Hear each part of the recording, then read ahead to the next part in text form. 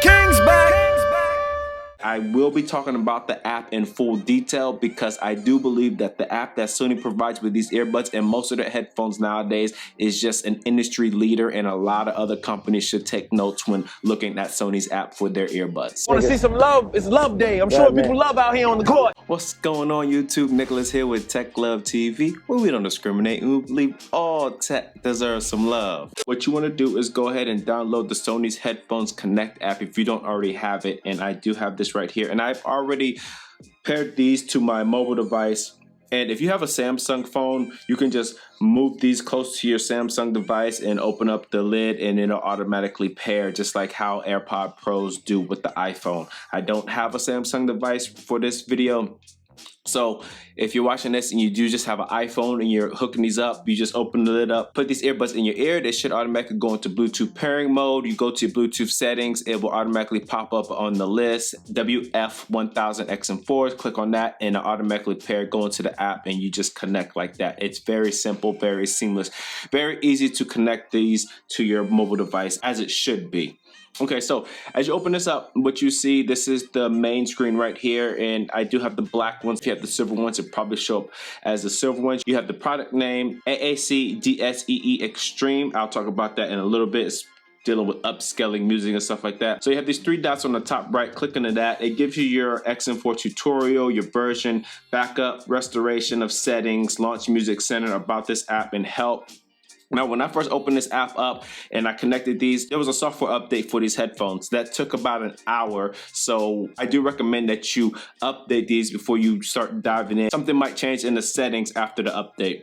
So as you can see, it shows the battery status for both earbuds, also the battery status for the case. And if I click this I right here for the case, it says the battery level display of the charging case is updated when the headphones are removed from the charging case. Hit OK.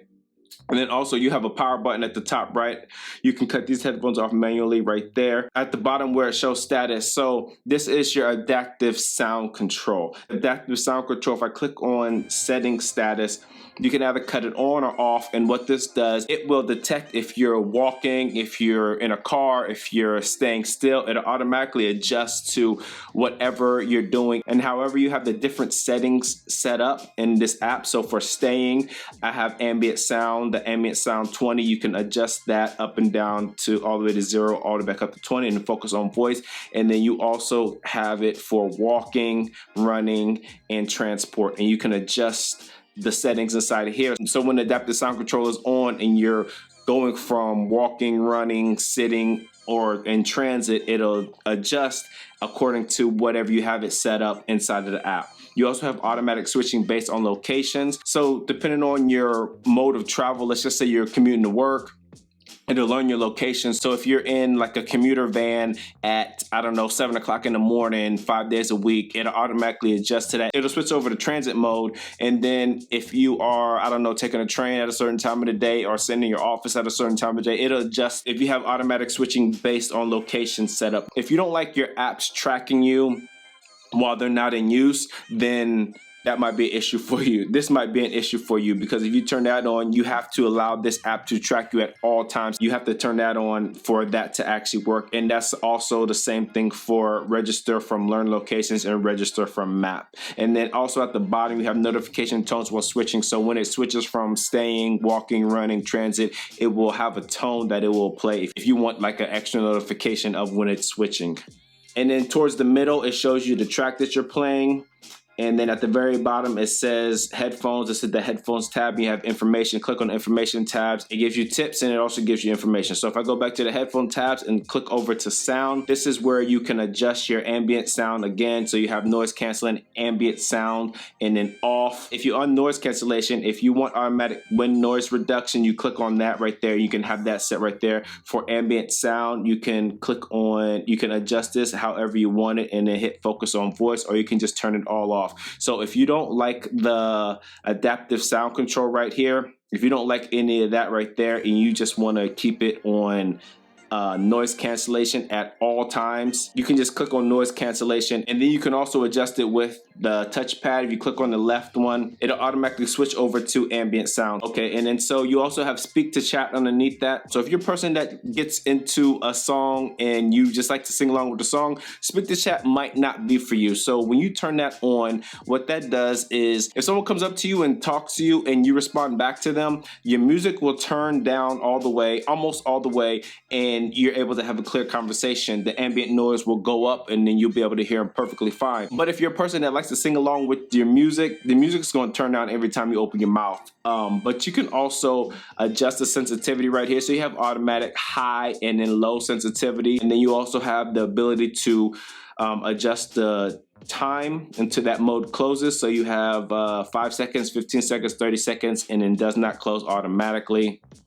Underneath speak to chat, you have your equalizer right here. It automatically has some presets. So we have bright, excited, mellow, relaxed, vocal, treble boost, bass boost, speech, and manual, custom 1, custom 2. So when you're in manual, custom 1 or custom 2, you can go inside of the EQ. You can adjust it however you want it to be. So if you want more treble, more mids, whatever, and then at the very bottom you have clear bass, you can adjust that to wherever you want. Hit OK, and then it'll automatically set that right there. You also have 360 reality audio setup. Now what 360 reality audio is, if you're familiar with the AirPods Pro and the spatial audio that they have in those, this is something similar to that. I don't think it works as good in my opinion, but it says playing 360 reality audio on your headphones enables an audio immersion experience as real as live performance. So if I click next, it'll run through this whole process. It'll show you the difference between the two different modes.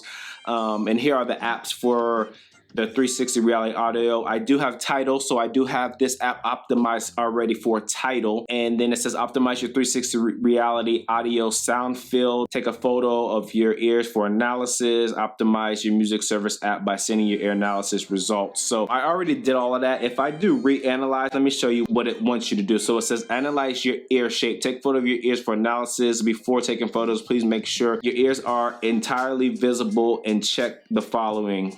So here's that at the bottom, and what it does, it tells you what they do with your pictures, yada yada yada, and it says take a photo of your ear. So this is what it looks like right here. They want you to remove your headphones, and then you'll just take a picture of. Please bring the camera closer.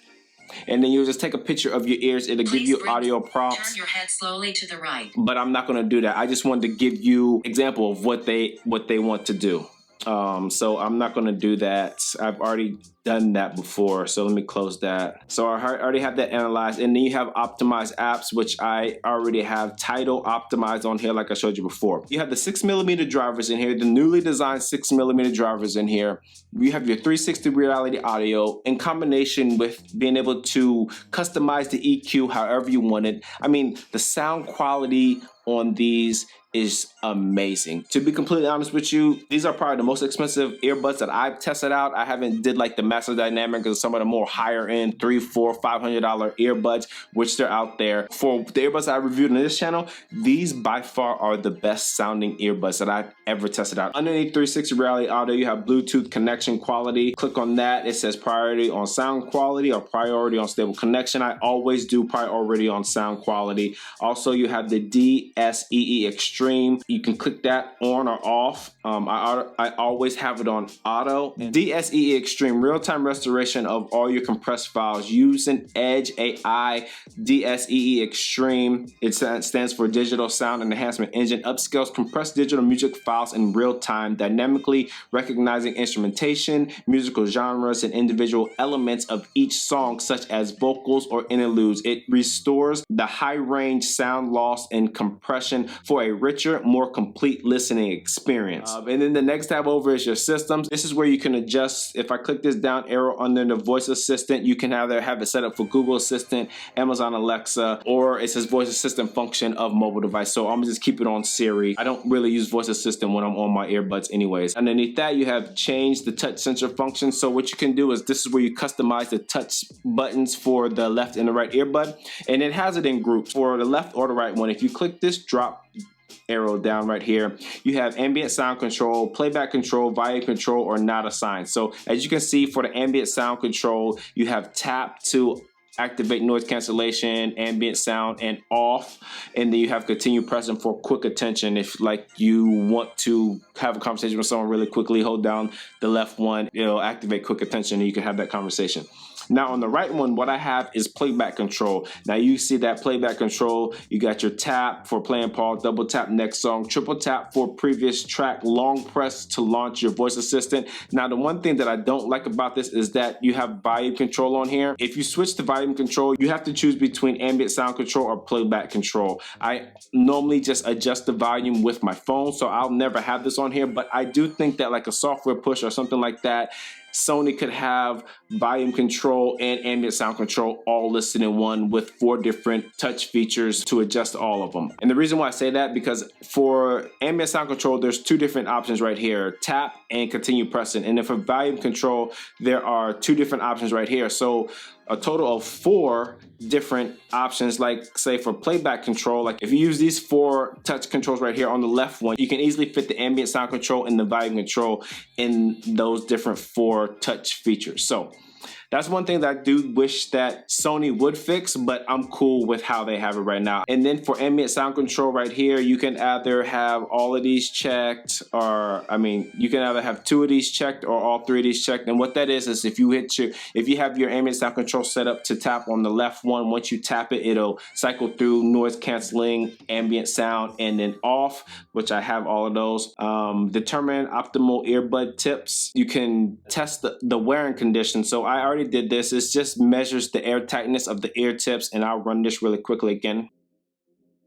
Okay, so now as you see, the test is done. I got check marks next to both of them. I'm good money. And they have automatic power off, and what that is off when headphones are taken off. If not worn for a certain amount of time, the power of the headphones will turn off automatically. And then underneath that, you do have pauses when headphones are taken off. So these do have the automatic play pause feature when you move the earbuds, and then on top of that, you are able to listen to these one at a time, so independently, so essentially doubling your battery life. So if you have the right one in your ear, you want the left one to charge, put that in the case, you can listen to the right one, and then vice versa. And then automatic download of software, and then initialize settings, and initialize settings just goes back to default settings for these earbuds. That's all I got for you people. That's everything inside the app. That was a very long review for the app. As always, if this is your first time here, or if you find any value in the video whatsoever, go ahead and smash that subscribe button down below, and don't forget, hit that bell icon so you get notification when I drop my next tech video.